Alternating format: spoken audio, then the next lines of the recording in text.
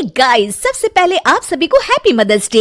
इस mother's day को और भी स्पेशल बनाइए हेलो ऐप के साथ और पार्टिसिपेट कीजिए सुपर मॉम चैलेंज में। बस पोस्ट कीजिए आपकी सुपर मॉम का फोटो एमवी फीचर के जरिए और दिखाइए सारी दुनिया को कि आपकी माँ सुपर मॉम है। तो देर किस बात की है, जाइए डाउनलोड कीजिए हेलो ऐप और शेयर करो आपकी feelings for your super mom with friends and family. बहू और बुलेट। घर के बाहर फट फट फट की जोर से आवाज हुई। सीमा को लगा कि पटाखे फूट रहे हैं। वो डर के मारे घर से बाहर निकली। देखा तो सामने योगेश यानी कि पतिदेव एक बुलेट बाइक पर बैठे हैं। अरे डर गई क्या? बाइक लेकर आया हूँ तुम्हें घुमाने के लिए। सच में? मुझे लगा पटाखे फूट रहे हैं। अरे पटाखे भी फूटेंगे और मिठाई भी बटेगी। माँ को तो बुलाओ। माँ भी बाहर आ जाती है। अरे योगेश बेटा, इतनी जल्दी आ गया? और ये गाड़ी किसकी है? साहब की है? हाँ माँ, तुम्हारा बेटा साहब से कम है क्या? मेरी ही है। अरे बेटा, इतनी बड़ी गाड़ी ले ली, इससे तो तू घोड़ा ही ले लेता। महंगी पड़ी होगी ना? माँ महंगी सस्ती छोड़ो और मिठाई लाया हूँ, गांव में बंटवा दो। अरे बंटवा क्यों दो, पीछे बैठो, गांव में बांट कर आते हैं। सब खुश थे। योगेश गांव के बाहर एक कोयले की खदान में मजदूरी करता था। मेहनत और अकल से उसने वहां ठेकेदारी का काम सीख लिया और सूझबूझ से ठीक ठाक पैसा बनाने लगा। गांव में बात फैल गई कि योगेश के घर धमाका गाड़ी आई है। ऐसी गाड़ी पहले कभी किसी ने गांव में तो देखी नहीं थी। योगेश और माँ गाड़ी से वापस घर आ जाते हैं।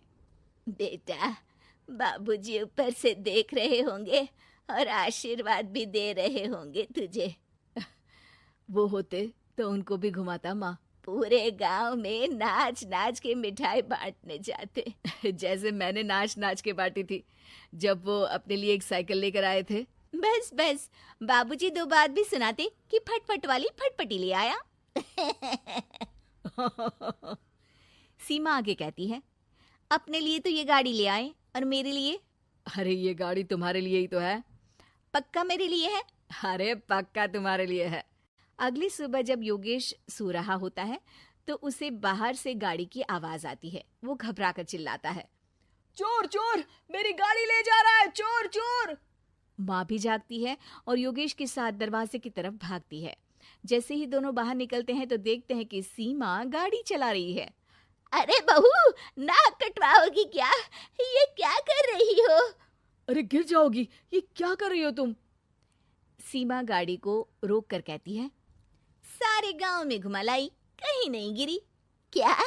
सारे गांव में घुमा लाई?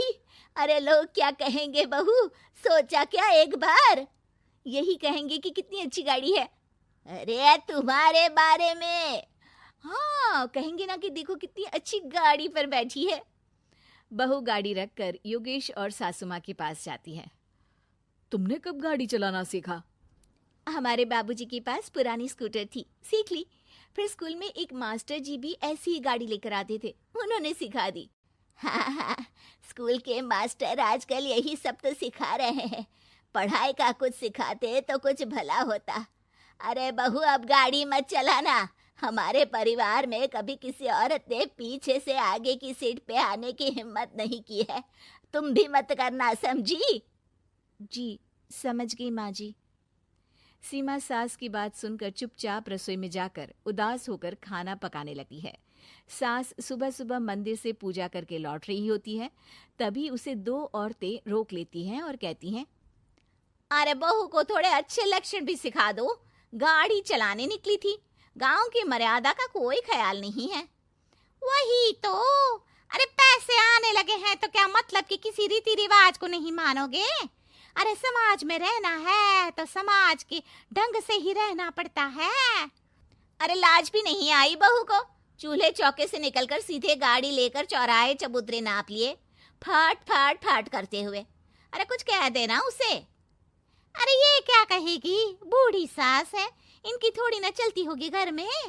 हाँ, बहू की ही चलती होगी, मर्जी भी और गाड़ी भी। सास सब सुनकर घर आती है और बहू को चिल्ला के बुलाती है। अरे नाक कटवा दी सबके सामने गाड़ी चलाकर। औरत जात गाड़ी नहीं चलाती। शहरों में तो 4 पहियों वाली गाड़ी भी चलाती हैं और हेलीकॉप्टर, हवाई जहाज भी।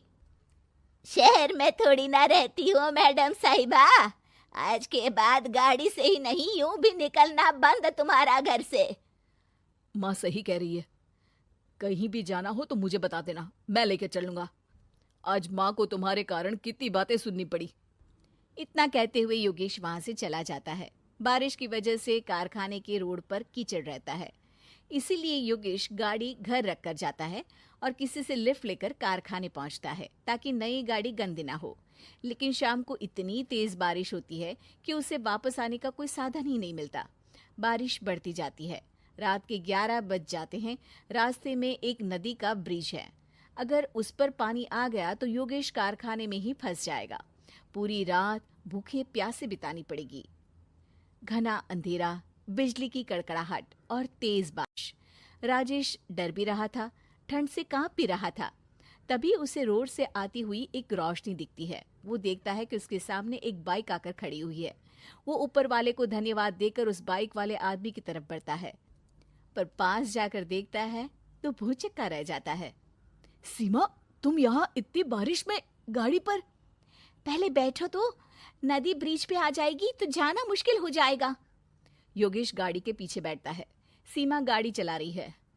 मैंने तो तुमको पहचाना ही नहीं। गाड़ी की आवाज तो पहचानी होगी ना। अरे पर मुझे नहीं पता था कि तुम आओगी। अच्छा किया कि तुम आ गई।